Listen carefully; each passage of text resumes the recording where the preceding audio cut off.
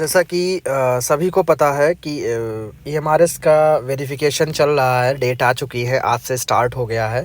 कुछ जगह कुछ वेन्यू पे 31 तारीख को हो रहा है, तो आज शाम तक सारी चीज़ें क्लियर हो जाएगी। जहाँ पर 2-3 तारीख से स्टार्ट है और लोग पूछ रहे हैं डॉक्यूमेंट क्या क्या ले जाने हैं, उसके रिगार्डिंग ये वीडियो है। तो यहाँ पर मैं बात कर रहा हूँ, जैसे कि ये ऑफिशियल नोटिफिकेशन है, मैं अलग से कुछ भी नहीं बता रहा हूँ। जो ऑफिशियल मांगा गया है वो ले जाना है। और बहुत से लोग बता रहे हैं कि क्या सर ये भी ले जाना, ये भी ले जाना, तो वो मैं चीज़ें बता दूंगा। उनकी कोई रिक्वायरमेंट नहीं है। जैसे कि क्या ले जाना उसको देख लीजिए एक बार। सबसे पहले तो आपको मैट्रिकुलेशन या बर्थ सर्टिफिकेट, मैट्रिकुलेशन का मतलब 10th की आपके पास मार्कशीट और सर्टिफिकेट होनी चाहिए। अगर 10th की मार्कशीट और सर्टिफिकेट है तो आपको बर्थ सर्टिफिकेट की कोई रिक्वायरमेंट नहीं है, ठीक है। तो यानी आप 10th का सर्टिफिकेट और मार्कशीट ले जाइएगा। All other certificate, degree, masters degree, diploma, experience, it's in support of your educational, technical, professional qualification. मतलब ये है कि इसके अलावा अगर आप TGT के लिए जा रहे हो तो TGT के लिए आपकी 10th से लेकर ग्रेजुएशन तक प्लस BEd प्लस CTET, ये डिग्री और मार्कशीट होनी चाहिए। CTET के रिगार्डिंग आपकी जो डिजी लॉकर से मार्कशीट और सर्टिफिकेट दोनों हैं वो वही वैलिड होंगे, क्योंकि अब CTET जो है डिजी लॉकर के थ्रू ही देता है, बाकी नहीं भेजता है। इसके अलावा PGT के लिए इसमें मास्टर और ऐड हो जाएगा। फिर कैटेगरी सर्टिफिकेट, अगर आप OBC SC ST कास्ट से बिलोंग करते हैं तो उसका एक सर्टिफिकेट होना चाहिए। जो जनरल में जिन्होंने EWS क्लेम किया है तो उनका EWS सर्टिफिकेट होना चाहिए। फिर उसके बाद 6 पासपोर्ट साइज़ फ़ोटोग्राफ्स होनी चाहिए। Original photo of identity proof होनी चाहिए, जैसे कि एक ID चाहिए, कोई भी ओरिजिनल होनी चाहिए। उसमें मेंशन है PAN, driving licence, voter ID, passport, Aadhaar card, कुछ भी हो एक चल जाएगा ओरिजिनल। और भी अगर आपने कोई क्लेम किया है तो any other document in support of your candidature. अगर आपने कुछ और भी क्लेम किया है तो वो डॉक्यूमेंट आप ले जाइए। जैसे कि PH के लिए उनका एक अलग सर्टिफिकेट होता है जो वो रिजर्वेशन क्लेम करते हैं। तो कहने का मतलब ये है कि आप लोगों को क्या चाहिए, फिर से मैं बता रहा हूँ।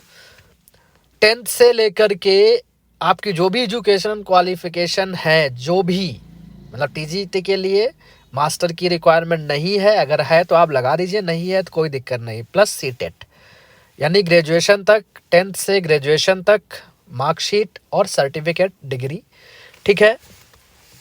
फिर उसके बाद इनको आप 3 सेट में फ़ोटोकॉपी करा लीजिए, कहीं कहीं 2 सेट मांगे जा रहे हैं। दूसरा क्या है, एक ID चाहिए और आपका कास्ट सर्टिफिकेट चाहिए, ठीक है।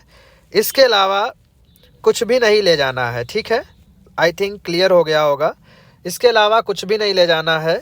अब मैंने कुछ अपने ग्रुप में लोगों को बताया था, वो मैं एक बार आपको दिखा दे रहा हूँ। जैसे कि क्या क्या ले जाना है ये आप देख लीजिए एक बार। 10th से लेकर ग्रेजुएशन तक मार्कशीट और डिग्री TGT के केस में, इसमें CTET और ऐड कर लीजिएगा। फिर PGT के केस में इनके अलावा मार्कशीट जो है आपकी मास्टर की और सर्टिफिकेट मास्टर का चाहिए होगा, जिस सब्जेक्ट से आपने PG मास्टर कर रखा है। रिजर्वेशन क्लेम करने के लिए अगर जनरल में है, आपने रिजर्वेशन क्लेम किया तो EWS सर्टिफिकेट से ही आपने किया होगा, तो EWS सर्टिफिकेट होना चाहिए। कास्ट सर्टिफिकेट अदर मतलब देन जनरल के अलावा जो कास्ट मतलब जो लोग हैं यानी OBC SC ST, तो वो अपना कास्ट सर्टिफिकेट ले जाएंगे। 6 फोटोग्राफ ले जानी है। कहीं कहीं 3 सेट मंगाए गए, कहीं कहीं 2 सेट फोटोकॉपीज, इन सभी की उनको सेल्फ अटेस्ट करना है। ID प्रूफ कोई एक भी होना चाहिए आपके पास। बर्थ सर्टिफिकेट मांगा गया, लेकिन अगर आप 10th सर्टिफिकेट ले जा रहे हो तो बर्थ सर्टिफिकेट की कोई रिक्वायरमेंट नहीं है। फिर उसके बाद कास्ट सर्टिफिकेट से अगर मतलब मैंने इसमें लिखा कास्ट सर्टिफिकेट से रिलेटेड बहुत सारे प्रॉब्लम्स हैं ग्रुप में, तो इसके लिए OBC के केस में अगर 5 साल तक का है आपके पास स्टेट का और सेंट्रल का तो चल जाएगा। बस इसके बेस पर आपको गवर्नमेंट ऑफ इंडिया वाले पर साइन कराना है, उसी के जिसके आपके स्टेट वाले में है। जब आपके पास गवर्नमेंट ऑफ इंडिया का नहीं है तो मतलब अगर सेम फॉर्मेट है गवर्नमेंट ऑफ इंडिया और आपके स्टेट का और उस पर लिखा है गवर्नमेंट ऑफ इंडिया, तो वो वैलिड है, तो उसके लिए अलग से बनवाने की कोई ज़रूरत नहीं है, ठीक है। EWS जो होता है वो केवल फाइनेंशियल ईयर का ही वैलिड होता है। SC ST के केस में आपके पास कभी का हो वो चल जाएगा, ठीक है। और सेम फॉर्मेट पे है तो कोई दिक्कत नहीं होगी। सेम फॉर्मेट पे नहीं है तो आप उस पर काउंटर साइन करा लीजिएगा। अगर आपके पास डिग्री सर्टिफिकेट नहीं है तो आप प्रोविज़नल लेकर जाइए, और प्रोविज़नल भी 6 मंथ तक वैलिड होता है, इसलिए 6 मंथ से ओल्ड हो चुका तो आप नया प्रोविज़नल इशू करा लीजिए।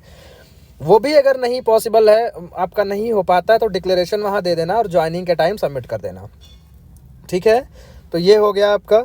जिनके नेम में कोई मिस्टेक है वो एफिडेविट लेकर जाएं। और जैसे बहुत सारी लड़कियां जिनकी मार्कशीट में कुमारी लिखा है, बाद में किसी में कुमारी नहीं लिखा, तो इससे कोई फ़र्क नहीं पड़ता है, वो क्योंकि कुमारी वो ऐड कर देते हैं, वो कोई दिक्कत नहीं है, उसके लिए एफिडेविट की रिक्वायरमेंट नहीं है। तो ये सारी चीज़ें हैं जो अब क्या नहीं ले जाना, जैसे कि ग्रुप में बहुत सारा चल रहा है। देखो, पुलिस वेरिफिकेशन की बात कर रहे हैं, नहीं ले जाना है। कैरेक्टर सर्टिफिकेट की बात कर रहे हैं, नहीं ले जाना है। डोमिसाइल की बात कर रहे हैं, नहीं ले जाना है। मेडिकल फिटनेस की बात कर रहे हैं, नहीं ले जाना है। मेडिकल केवल उनका चाहिए होगा, वो भी जो पीएच वगैरह में है और उनके पास ऑलरेडी होगा, अलग से नहीं बनवाना है। जो पुलिस वेरिफिकेशन, डोमिसाइल तो लगेगा ही नहीं बिल्कुल ही। Police verification, character, medical fitness, ये ज्वाइनिंग के टाइम जब आप विद्यालय ज्वाइन करेंगे तब ज़रूरत होती है। तो इन चीज़ों को अवॉइड करें जो मैंने बताई, जो नहीं ले जानी है। जो इसमें लिखी हैं वही ले जानी है, इसके अलावा कुछ भी नहीं ले जाना है। अब भी अगर कोई आपको डाउट है तो मुझे बताइएगा, ठीक है। मिलते हैं नेक्स्ट वीडियो में।